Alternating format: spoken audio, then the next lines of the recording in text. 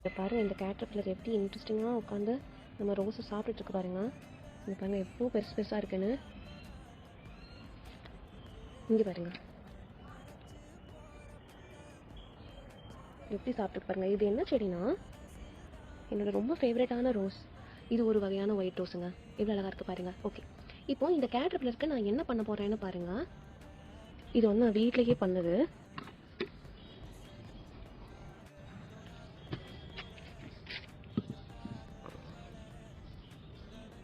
பாருங்க, இது ஜஸ்ட்டு செடியில் கம்பைன் பண்ண ஒரு உருவாக்கின ஒரு லிக்விட் தான். இங்கே பாருங்க, இங்கே பாருங்க,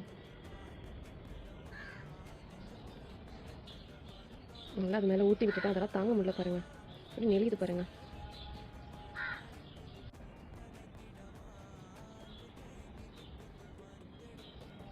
பாருங்க, அதால ஜீரணிச்சிக்கவே முடியல, எப்படி கீழே விழுந்துருச்சு.